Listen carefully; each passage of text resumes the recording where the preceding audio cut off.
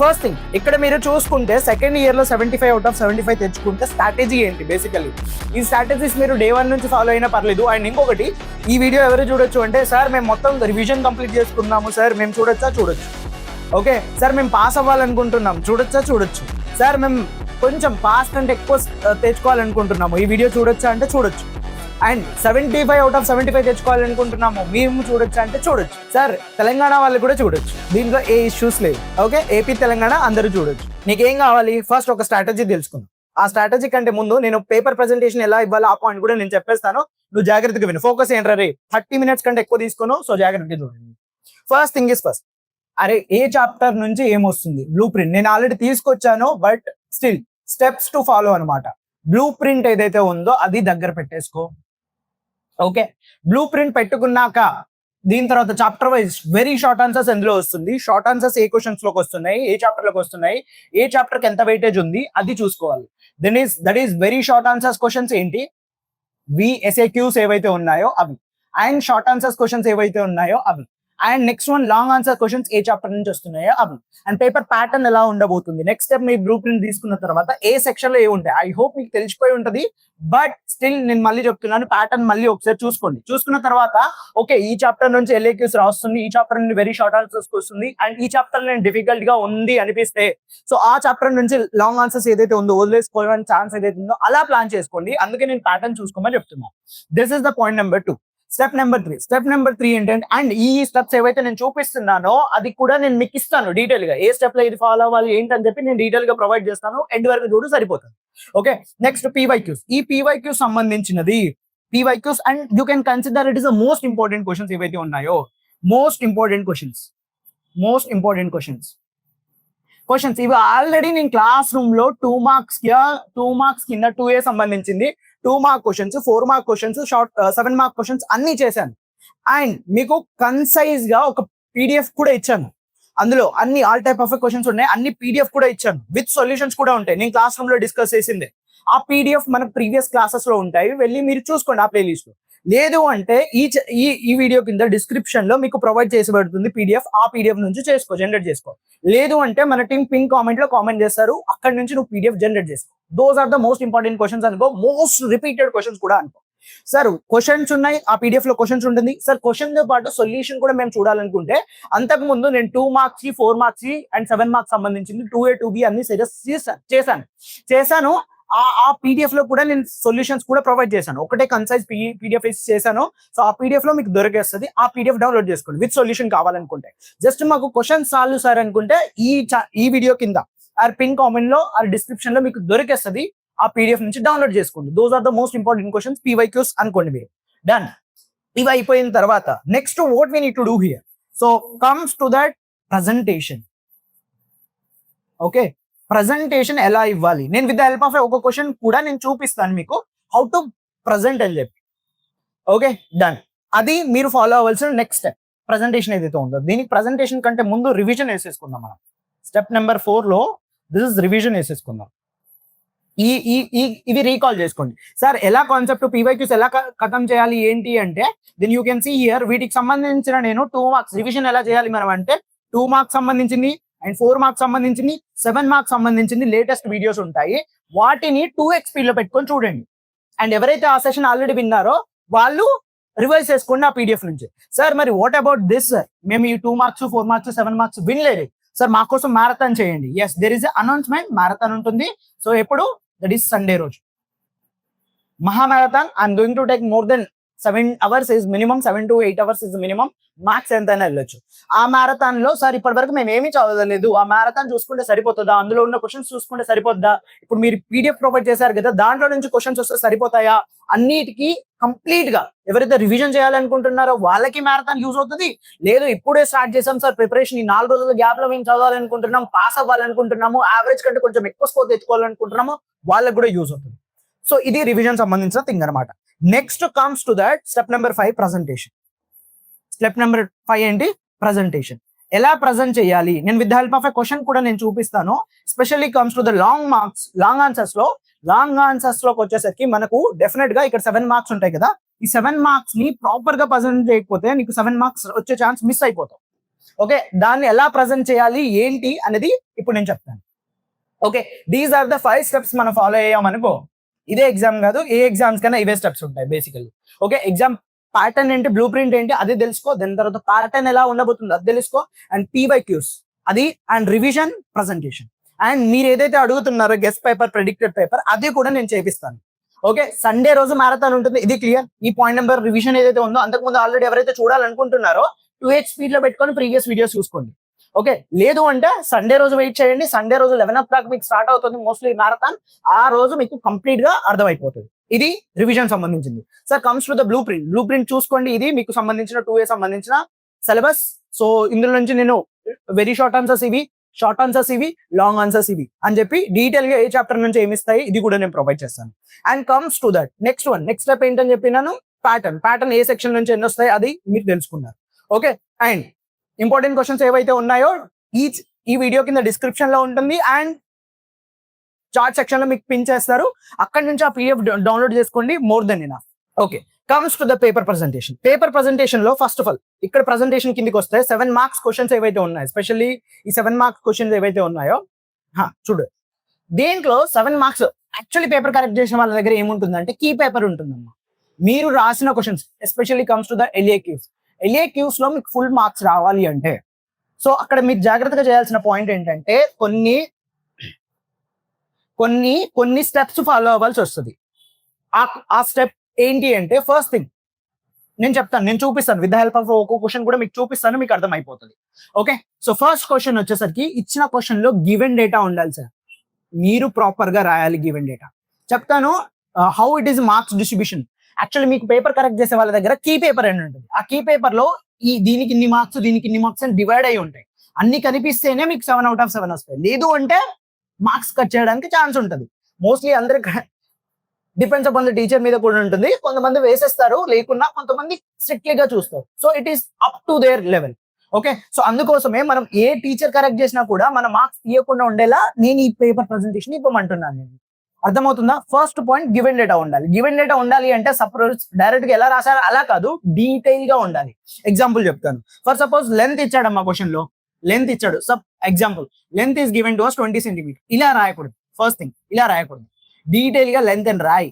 Length of the triangle, length of the ఏదో ఒకటి ఇచ్చాడు అనుకో, లెంత్ అని రాసి దాని తర్వాత బ్రాకెట్ లో ఎల్లని పెట్టి ఇలా 20 centimeters అయినాయి. This is a good presentation అనమాట. సో ఇచ్చిన గివెన్ డేటాలో కూడా ప్రాపర్ గా రాయడం ఇది నేర్చుకోండి. దెన్ నెక్స్ట్ స్టెప్ వచ్చేసరికి to find. Okay, to find ఏంటో స్పెసిఫిక్ గా నెక్స్ట్ స్టెప్ లో మెన్షన్ చేయాలి మీరు. టు ఫైండ్ ఏంటి, ఫర్ సపోజ్ నేను చూపిస్తాను with the help of a question. Okay, next one ఈ 2 steps లో ఇప్పుడు మీరు చేసేది సొల్యూషన్. ఓకే, ఇది నెక్స్ట్ స్టెప్. అండ్ ఆ సొల్యూషన్స్ లో ఏదైతే ఫార్ములా వేసుకుని అంత కథలు పడతారో అవన్నీ ఇక్కడ పడాలి. Then after that next one వచ్చేసరికి రిజల్ట్. ఇది ఈ 4 steps ఫాలో అవ్వాలి. సో ఎగ్జామినర్ ఏం చేస్తారు చెక్ చేసే వాళ్ళు అంటే, సపోజ్ 7 mark క్వశ్చన్ కదా, గివెన్ డేటాకు ఒక ½ mark వేసుకో, ఇలా ఉంటుంది డిస్ట్రిబ్యూషన్. అండ్ టు ఫైండ్ కూడా ఈ రెండు కలిపితే 1 mark అట్లా. నేను రఫ్లీ చెప్తున్నాను, ఎగ్జాక్ట్లీ ఇలాగే ఉండాలని ఏం లేదు. ఓకే, సో 1 mark అయిపోయింది. సో ఇక్కడ సొల్యూషన్ మీరు ఏదైతే చేస్తున్నారో దీనికి ఒక 5 marks వేసుకో, 6 అయిపోయింది. అండ్ ఇక్కడ ఒక 1 mark వేసుకో. ఇలా డిస్ట్రిబ్యూట్ అవుతుంది. ఇలా చెక్ చేసుకుంటారు పాయింట్ బై పాయింట్. ఇఫ్ ఈ పాయింట్ ఉందా, సో నీకు ½ mark వచ్చింది. సార్ ఈ పాయింట్ ఉందా, ½ mark వచ్చింది. సార్ ఈ పాయింట్ ఉందా, 5 marks. సపోజ్ ఇది మిస్ చేశారు, ఈ రెండు ఉన్నాయా, 5.5. ఈ రెండు వచ్చాయా, మళ్ళీ అలా చెక్ చేస్తారు. This is how distribution will be the looks like. Okay, then ఇప్పుడు నేను విత్ ద హెల్ప్ ఆఫ్ ఒక క్వశ్చన్ చూపిస్తాను మీకు, how you have to be presented. Given డేటాలో ఏం రాయాలి, టు ఫైండ్ లో ఏం రాయాలి, సొల్యూషన్ ఏం రాయాలి, రిజల్ట్ ఏం రాయాలి, ఏమొస్తుంది ఎగ్జాక్ట్లీ ఇన్ బిట్వీన్ దట్. అప్పుడు మీకు ప్యాటర్న్ ఎలా అటెంప్ట్ చేయాలో అర్థమైపోతుంది. ఓకే, సో ఇప్పుడు కమ్స్ టు ద ఈ క్వశ్చన్ తీసుకో. This is one of your favourite question, maybe రావచ్చు కూడా, you can see here. So TS 2024 లో అడిగిన question, find the square root of -5 + 12i అనేది ఇచ్చాడు. ఓకే, సో ఫస్ట్ ఎలా రిప్రజెంట్ చేయాలి? అరే ఇచ్చాడు కదా, డైరెక్ట్ ఆన్సర్ ఫటాఫట్ రాయకూడదు.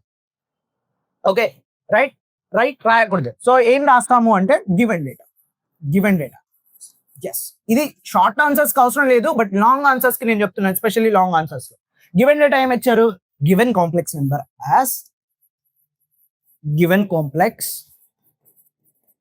number